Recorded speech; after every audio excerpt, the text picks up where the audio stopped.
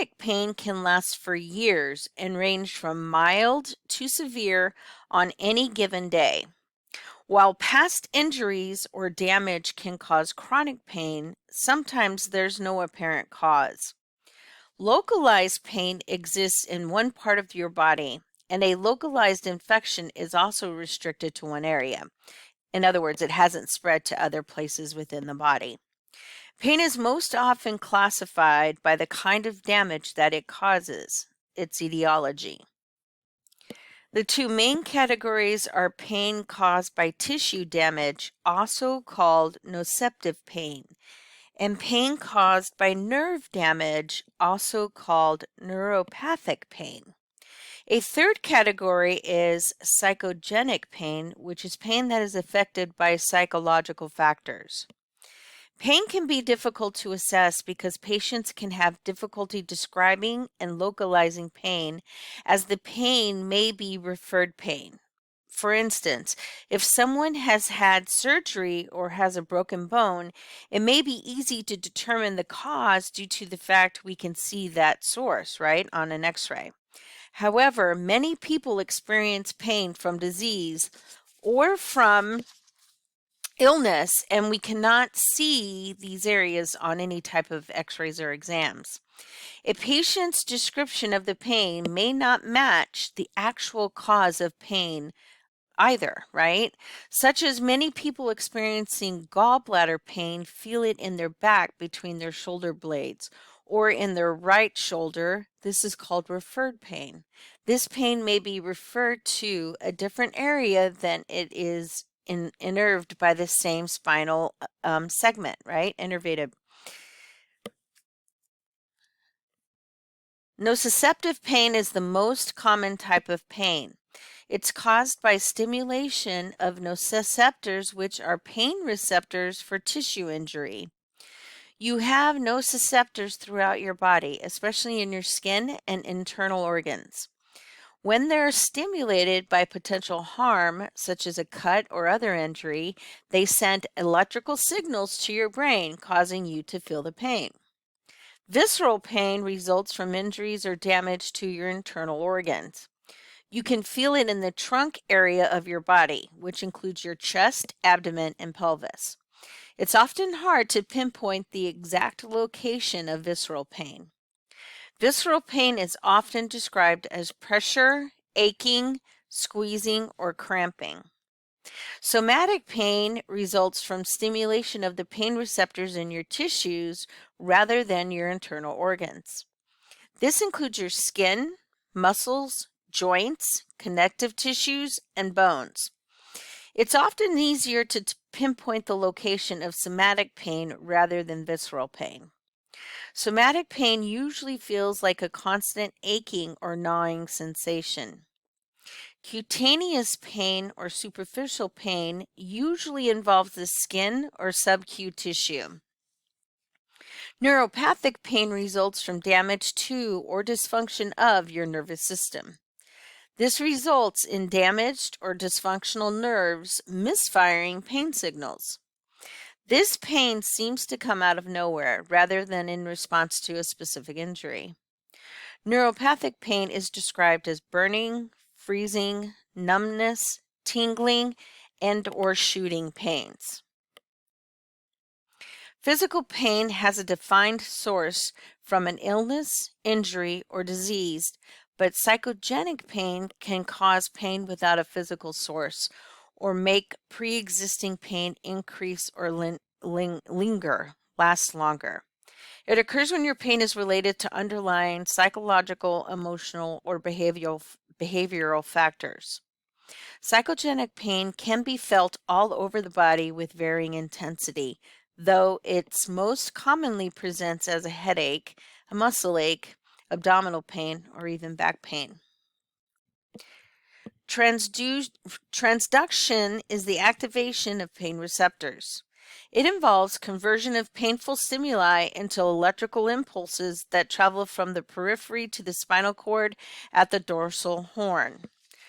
Transmission is the process of pain sensation from the site of the injury or inflammation are introduced and conducted along pathways to the spinal cord and then on to the higher centers. The perception of pain involves the sensory process that occurs when a stimulus for the pain is present. It includes the person's interpretation of the pain. Pain is a very personal experience that varies from person to person. What feels very painful to one person may only feel like mild pain to another. And other factors such as your emotional state and overall physical health can play a very big role in how you feel about the pain you're having. The process by which the sensation of pain is inhibited or modified is referred to as modulation. The sensation of pain appears to be regulated or modified by substances called neuromodulators. These neuromodulators are indigenous opioid compounds, meaning they are naturally present morphine-like chemical regulators in the spinal cord and brain. They appear to have analgesic activity and alter the perceptions of a person's pain. Pain stimulators such as bradykinin and prostaglandins and substance P all work together in the pain process. These mediators are released upon tissue injury and are important mediators of inflammation and pain. The gate control theory is a particular model and practical to explain the concept of pain. The way in which we experience pain is very complex. All sorts of factors influence our experience, including our thoughts and feelings. For example, even though a person is in pain, they are only dimly aware of it. This can happen, for example, when a person is really engrossed or distracted by something interesting or having to face a situation which demands a lot of their attention. On the other hand, some situations makes one more aware or focused on how much pain they can feel. The more you think about your pain, the worse it will feel. In the spinal cord, imagine a series of gates into which messages about pain arrive from all over the body. These gates can sometimes be much more open than at other times. This is important because it is through these gates that messages from the body pass towards into your brain. If the gates are more open, then a lot of pain messages pass through to the brain and the person is likely to experience a high level of pain. If the gates are more closed, then fewer messages get through and the person is likely to experience less pain. Things that can make the gate more open are stress, tension, your emotional status at the time plays a big role in how a person perceives pain. Mental factors, staying focused on the pain itself, lack of activity. So sitting in a hospital room all day looking at the four walls can cause someone to focus more on their pain and definitely can increase their pain level. Factors that can contribute to closing the gates are relaxation, contentment, distractions such as TV, music, reading a book, doing an activity, moving around, doing something that redirects their focus. Of course, medications help, massage, heat, etc. Anything that can distract their focus on the pain itself. The perception of pain involves the sensory process that occurs when a stimulus for pain is present. It includes the person's interpretation of the pain. Remember, a patient's pain is what the patient says it is. Let me repeat that because it's very important. Remember, a patient's pain is what the patient says it is. Perceptions of pain differs among the individuals. The way an individual's body modulates pain is specific to that person. This is why many feel pain differently. People feel pain differently. Mediators and chemical reactions all happen differently in different people. Other factors of modulation or reaction to pain are the health of the body and the psychosocial state of that person. We can adapt to pain as well. In the case of people who live with chronic pain, they can adapt to pain so that they can continue to participate in their daily activities of life, right? Patients that live with chronic pain will tell you they live at a pain level of 5 out of 10. Yet they look at it though that they are in no pain at all because they're used to it, right? They have chronic pain. Pain sensation and relief. Pain's path begins as a message and is received by nerve endings in a burned finger. The pain signals from the burned finger travels as an electrical chemical impulse along the length of the nerve to the dorsal horn on the spinal cord and a region that runs the length of the spine and receives signals from all over the body. The message is relayed to the thalamus, a sensory center in the brain where sensations such as heat, cold, pain, and touch first become conscious. It then travels on to the cortex where the intensity and location are perceived. Pain relief begins as a signal from the brain and descends by way of the spinal cord. In the dorsal horn, chemicals such as endorphins are released to diminish the pain message from the injured finger. Please take a look at box 35-1, responses to pain. Also be sure to look at table 35-2 just below box 35-1, as this box gives specific terms to describe pain. When doing your pain assessments, this is the terminology you are looking for from your patients for assessment. Physiological responses to pain are involuntary, behavioral responses to pain are voluntary, and affective responses to pain are psychological. There must be an appreciation that each patient's response to pain is based on a host of experiences and factors, and therefore requires an individualized care plan.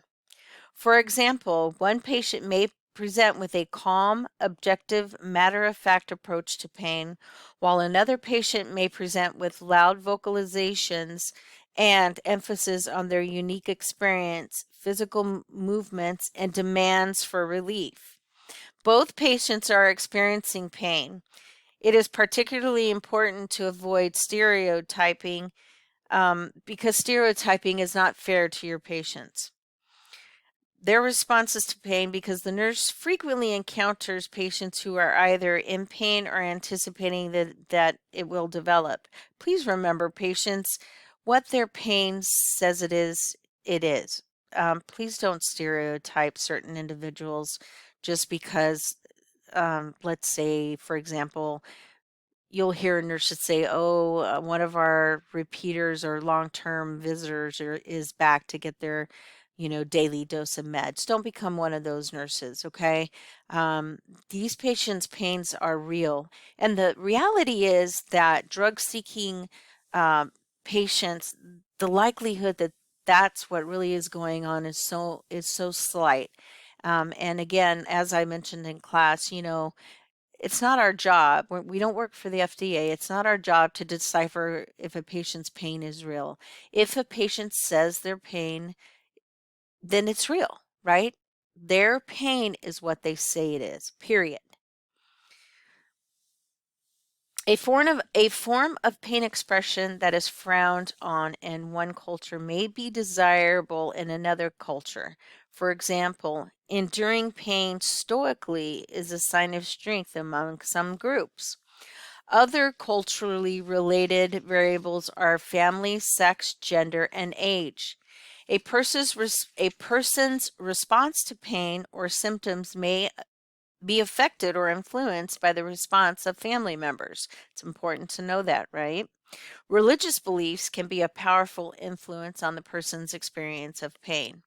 In some religions, people view pain and suffering as a lack of goodness in themselves. Thus, pain and suffering are viewed as means of purification or of making up for individual and community sin.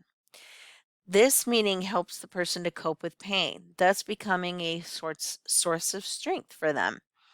A person's environment and the presence or absence of caring supporting people around them may also influence the person's experience of pain.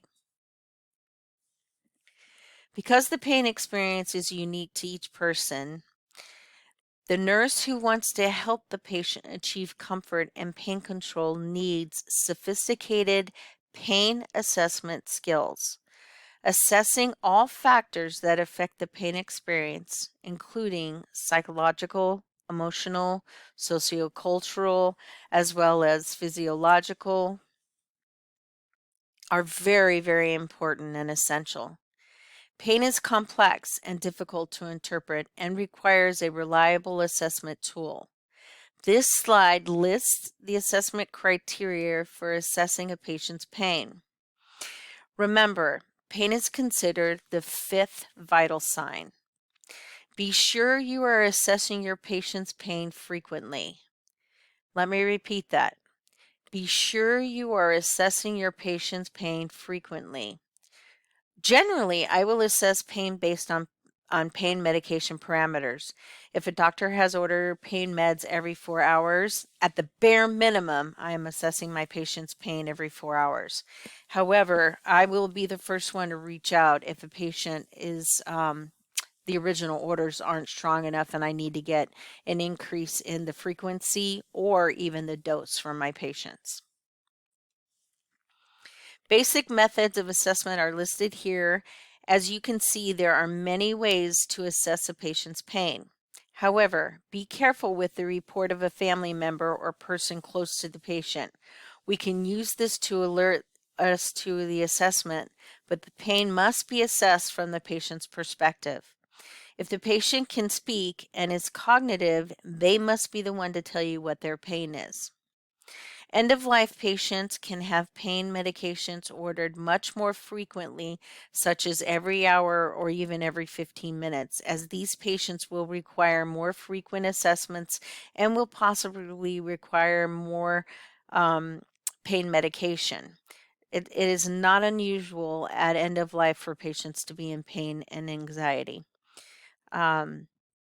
And of course, we will need to be monitoring these patients much more frequently, every 15 minutes or so. Remember, as the patient nears end of life, they become, 9 out of 10 patients become unconscious and are not able to express that they're in pain, right? So then you have to start looking for the nonverbal parameters and signs, which is the furrowing of the brow, the moaning, the fidgeting, all of those signs that tells you they're in pain. Take a look at table 35-3 for references to different pain scales.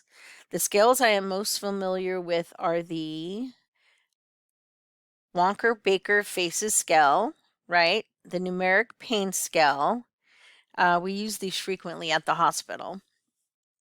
It is widely used with people ages 3 and older, not limited to children, right? We use them all the time. I use them with patients who are unable to verbalize. Let's say they were in a car accident and they slammed their face into the steering wheel and it swelled up and they're not able to speak, right, temporarily. And so that's a great time to use the Wonker Baker faces, have them point to which one, or even the number scale and tell them 0 is no pain at all, 10 the worst pain you've ever felt in your life, point to the pain, or have them write the number down, right? Self-assessment tool must be understood by the patient so they are able to choose the face that best illustrates the physical pain they are experiencing. FLAC is also a behavioral pain assessment scale used for nonverbal or preverbal patients who are unable to self-report their level of pain. Pain is assessed through observation of 5 categories, including face, legs, activity, crying, and consolability or inconsolability. Most patients with pain feel better, suffer less, and experience less anxiety when they believe that a competent nurse cares about their experience of pain and is available for help and support. Without the confidence developed in a good nurse patient relationship, nothing seems to work. I have experienced this. Patients have better outcomes and call for pain medication less frequently when they believe their nurse knows what they're doing, right? And is proactive in keeping up with managing their pain, keeping their pain under control. I have had numerous patients request pain medications from me less often because I make a plan ahead of time with, their schedule and when they're ordered the pain meds. And I make a schedule with the patient. I'm going to be in at these times to give your ordered pain meds. I have received a report from a nurse that told me that the patient was on the call light all day asking for pain medication even before the medication was available. I talk to my patients at the beginning of the shift and we go over the doctor's order for pain medication and how often it is ordered. I educate my patients on each of the medications and why they are given and what they're indicated for. We make a goal of staying ahead of the pain, which is crucial in healing and getting the patient better. And it is so much harder to chase pain that's out of control. You never ever want to let a patient's pain get out of control, which means it just gets higher and higher and higher because you never want to chase pain. You want to manage it early on and stay ahead of the pain. Always stay ahead of the pain. Um, I always ask my patients if they want me to wake them up for their pain assessment. This way I can keep my assessments consistent with the ordered medication. Goals are generally to keep the oral form of medication controlling pain. Once the patient knows I am going to come in to assess them based on ordered medication, they no longer feel they need to set an alarm alerting them to when they have, when their pain medication is due. Setting up a trusting relationship, providing frequent assessments puts them at ease and they can relax, right? Which, as mentioned earlier, will help them heal quicker. While having the conversation with your patient, ask them about non-pharmacological methods they use at home that works. Offer or suggest some that they may not be aware of. So, for example, using a fan, um, or heat, even for some patients, right? The elderly, they get cold, so using a heat sometimes will help. Um, Music or massage therapy, definitely adding pillows helps. Positioning every 2 hours or sometimes more frequently. Aromatherapy. There's so many things that we can do that can help um, add to the pharmacological interventions we're doing. There are so many other forms of alternative pain management. Creating an environment of relaxation can help. Simple things like turning on a movie for your patients to watch, dimming the lights in the room, reducing the noise level, adding the patient's favorite music in the background, a warm shower or a warm bath. There are many things that can help reduce a patient's pain. Pharmacological pain management is a complex process that requires adequate assessment, consideration of guidelines and regulations, knowledge of the medications you're delivering, sufficient tracking and follow-up. Follow-up's huge, making sure that you go back and see, was it effective? If not, do we need to make an adjustment, as I spoke about earlier? Doing lots of patient education and interprofessional approaches. To make informed decisions and individualized care, nurses need updated information and ongoing education about drug therapy, the cornerstone of many patient treatment regimens.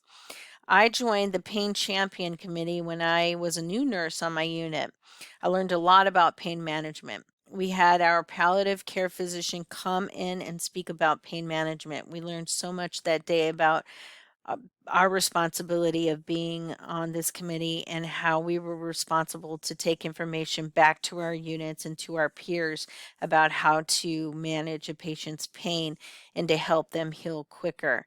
Teaching our colleagues about pain management techniques, not just pharmacological, but also those non-medical medication techniques, right? It was a great experience. Generally, our goal in an acute care setting is to return the patient back to baseline. Therefore, our goal is to control pain during the acute phase and wean them off if they did not use medications prior to admission. If they live with chronic pain, then we want to return them back to using the medications they used prior to admission. So basically, we want to get them back to whatever dosage they were on prior. If it's a chronic back pain patient and they were on 10 milligrams of hydrocodone Q6 hours, then that's the goal we're going to shoot for when we discharge them. Generally, doctors order an oral narcotic and an IV narcotic for breakthrough pain. The idea is to control the initial severe pain with the IV medication, and then they take oral medications. They switch it up to oral for pain control. So they come in and they're in such extreme pain. And so the doctor will say, okay, let's start out with IV medications, right? Because IV medications work quicker, much quicker than PO pill medications, right? And then we'll follow up with pill medications to maintain that level of therapy. If the oral pain medication does not control the pain until the next available administration, then the IV medication is available for breakthrough pain. If you don't provide frequent ongoing assessments, then their pain can get out of control and you will need to use the IV pain medication more often. Remember, pain that gets out of control is really difficult to get under control. It puts yourself in a very tricky situation, right? Because remember, pain medication causes respiratory depression. So you don't want to get in a situation where you're having to increase pain medication to catch up on the pain threshold that's gotten out of control because we didn't take care of it in the beginning. So please don't put yourself in this situation where you're trying to get caught up on pain that's gotten out of control. We'll talk more about this in class. Adjunctive analgesics help control pain by controlling issues that can increase pain that are outside the indication of pain medication. For example, corticosteroids. This medication reduces inflammation. Inflammation can cause pain. It can also cause the originating pain to become worse. Narcotics don't have inflammation reducing properties or antidepressants. If the patient's depression is out of control, they likely will, their pain will likely be out of control as well. So it's not unusual to have multi-modalities working together, right? So they'll have an opioid, they'll have possibly a corticosteroid if their pain is inflammatory in nature.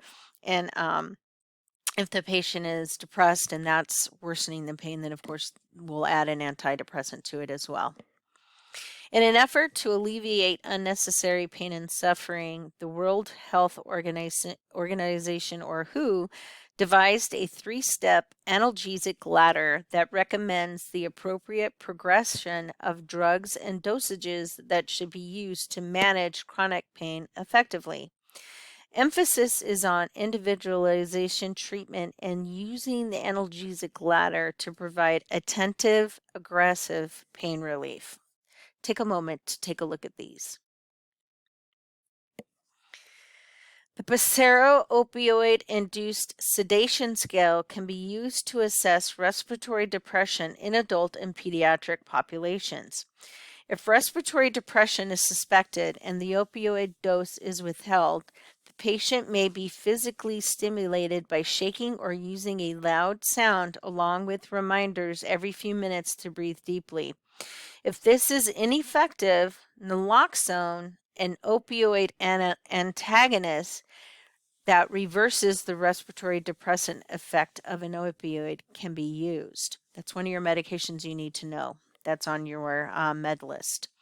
Naloxone is administered intravenously in the hospital setting, but a new nasal form may be used in other settings. As a matter of fact, they give these nasal forms out to firefighters, EMT, nurses, and we carry them with us so that if we ever come across somebody who is OD'd on illegal or even prescription drugs, we can administer this. And if you do a search on the internet, you can see several nurses that have saved patients' lives, people's lives, sorry. I always call it patients, people's lives in the environment because they've overdosed and they've administered naloxone nasally, literally saving their lives. Within 1 to 2 minutes of administering the nasal form of naloxone, the patient usually opens their eyes and is able to respond to the nurse. When the patient is alert again and the respiratory rate is greater than 9 breaths per minute, the opioid may be resumed. It has to be either 9 or above, guys, okay? Excuse me. Emphasis is on individualizing treatment and using the analgesic ladder to provide attentive, aggressive pain relief. Movement through the analgesic ladder may not always progress through all steps in an orderly manner, depending on the intensity of the patient's pain. The ladder is not always appropriate, as clinicians will develop plans for each individual. This will need to be closely monitored and assessed for changes along the way as well. PCAs, or patient-controlled analgesic pumps, is a computerized machine that gives you a drug for pain when you press a button. In most cases, PCA pumps supply opioid pain-controlling drugs such as morphine, fentanyl, hydromorphone. These medications may be delivered either continuously, basal rate, or only when you press the button, a bolus. Pump will not give the patient the drug if it is not time yet. So with the bolus button pushes, when they push the button to get a bolus, let's say it's programmed to be given every 15 minutes if the patient needs it. So if they press the button, they get 1 dose. But then if they press that button again anytime within that 15 minutes, it'll only deliver the original dose. It will not give extra doses, right? Remember, no one should press the button on the PCA pump except for the patient themselves. This includes the nurse. These pumps are used sometimes after surgery or for patients at end of life and can be a more effective method of pain control. Pain still needs to be assessed every 4 hours, and if the pain is still uncontrolled, contact the doctor to get the order adjusted. Epidural analgesia is the most popular method of pain relief during labor. Epidural analgesia is regional anesthesia that blocks pain in a particular region of the body. The goal of an epidural is to provide analgesia or pain relief rather than anesthesia, which leads to a total lack of feeling. Epidurals block the nerve impulses from the lower spinal segments. This results in decreased sensation in the lower half of the body. A small tuber catheter is threaded through the needle into the epidural space.